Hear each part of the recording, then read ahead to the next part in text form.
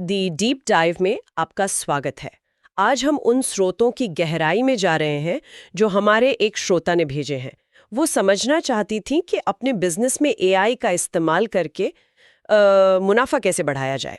सवाल सीधा है, ये सब सिर्फ बातें हैं या सच में इससे पैसा बनता है? तो इन स्रोतों को देखकर ऐसा लग रहा है कि हम एआई की दुनिया में सबसे आगे निकलने के एक सीक्रेट फॉर्मूला पर नजर डाल रहे हैं। तो चलिए एआई रेवोल्यूशन मोड ऑन करते हैं। यहाँ एक हाई टेक सिंथ म्यूजिक की कल्पना कीजिए और शुरू करते हैं। हाँ, और इन रिपोर्टों को एक साथ देखने पे एक तस्वीर बिल्कुल साफ उभरती है। हाँ, जो कंपनियां एआई को अपना रही हैं और जो सिर्फ सोच रही हैं, उनके बीच अब सिर्फ एक खाई नहीं, एक घाटी बनती जा रही है। एक दिलचस्प आंकड़ा था। एआई अपनाने वाली ई कॉमर्स कंपनियों का औसत प्रॉफिट मार्जिन 2 साल में 12% बढ़ा। 12%? जी हाँ, जबकि ना अपनाने वालों का सिर्फ 2%। वाह, 12% बनाम 2%। ये तो बहुत बड़ा अंतर है। तो चलिए सीक्रेट फॉर्मूला के पहले नियम पर आते हैं, अपने मुनाफे को ऑटो पायलट पर डालना। इन लेखों में Amazon FBA मॉडल पर बहुत जोर दिया गया है। कई लोगों के लिए FBA का मतलब है फुलफिलमेंट बाय Amazon, मतलब Amazon ही आपके लिए पैकिंग और शिपिंग का सारा काम करता है। लेकिन एआई इसे कैसे बदल रहा है? देखिए, यही पर असली जादू है। ये सिर्फ सामान बेचने के बारे में नहीं है, ये एक ऐसा सिस्टम बनाने के बारे में है जो आपके सोते समय भी पैसे कमाता रहे। एआई इसमें 3 मुख्य काम करता है। पहला, इन्वेंट्री का पूर्वानुमान लगाना, यानी ये ठीक-ठीक बताता है कि कब और कितना स्टॉक चाहिए, ताकि पैसा फंसा ना रहे। बिल्कुल। और दूसरा, ये हजारों ग्राहक समीक्षाओं को सेकंडों में खंगाल कर अगला हिट प्रोडक्ट ढूंढ निकालता है। और तीसरा वाला मुझे सबसे दिलचस्प लगा, डायनामिक प्राइसिंग। ये क्या सिर्फ दाम ऊपर नीचे करना है? नहीं, ये उससे कहीं ज्यादा स्मार्ट है। एक लेखक ने एक छोटी ऑनलाइन दुकान का उदाहरण दिया था। उनका एआई ये देखता है कि उनके बड़े प्रतियोगी का स्टॉक कब खत्म हो रहा है या किसी खास शहर में अचानक मांग कब बढ़ रही है, और उसी पल वो उनके प्रोडक्ट का दाम थोड़ा बढ़ा देता है। तो हर बिक्री पर कुछ रुपए ज्यादा। हाँ, जो मिलकर छुट्टियों के मौसम में उस छोटी दुकान का मुनाफा 40% तक बढ़ा गया। तो एक तरफ एआई बिक्री और लॉजिस्टिक्स को स्वचालित कर रहा है, लेकिन इन स्रोतों का असली जोर इस बात पर है कि यही स्वचालन अब रचनात्मक कामों में भी आ रहा है। तो फॉर्मूले के दूसरे अध्याय पर आते हैं, अपनी टीम को 10 गुना ज्यादा शक्तिशाली बनाना। यहाँ एक प्रीमियम डिजाइन फर्म का उदाहरण दिया गया है। कहा गया है कि एआई डिजाइनर की जगह नहीं ले रहा, बल्कि उसे क्रिएटिव डायरेक्टर बना रहा है। ये एक बहुत जरूरी फर्क है। कल्पना कर लीजिए, पहले एक डिजाइनर क्लाइंट के लिए शायद 3 लोगों के विकल्प बनाता था।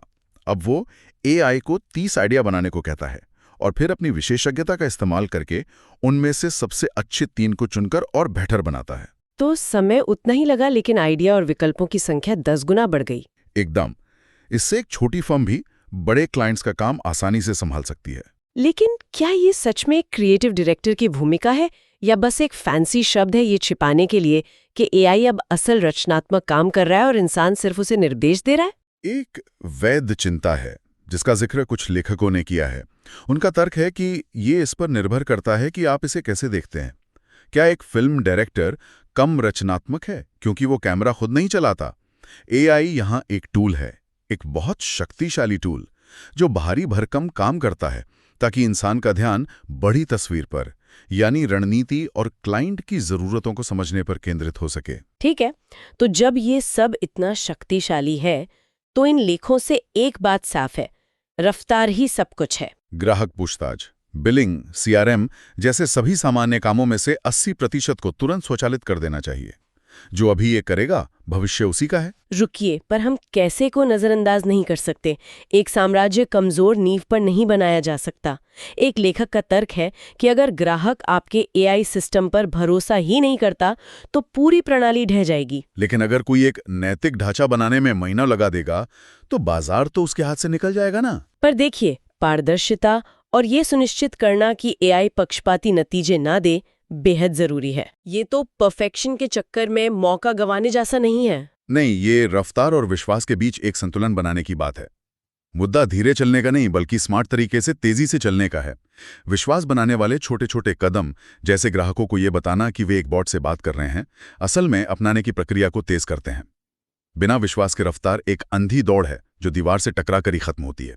तो इसका मतलब ये है कि एक चुनाव करना है, या तो इस क्रांति का नेतृत्व करें या फिर पीछे छूट जाएं। ये सिर्फ टेक्नोलॉजी अपनाने की बात नहीं है, बल्कि सोचने का तरीका बदलने की है। बिल्कुल। ये एक महत्वपूर्ण सवाल खड़ा करता है।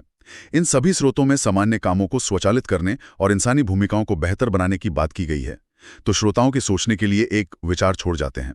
किसी के अपने काम में वो कौन सा एक मुख्य व्यस्त रखने वाला काम है जिसे अगर स्वचालित कर दिया जाए तो उच्च स्तरीय रणनीतिक सोच के लिए समय मिल जाएगा, और वो नया फोकस कैसा दिखेगा।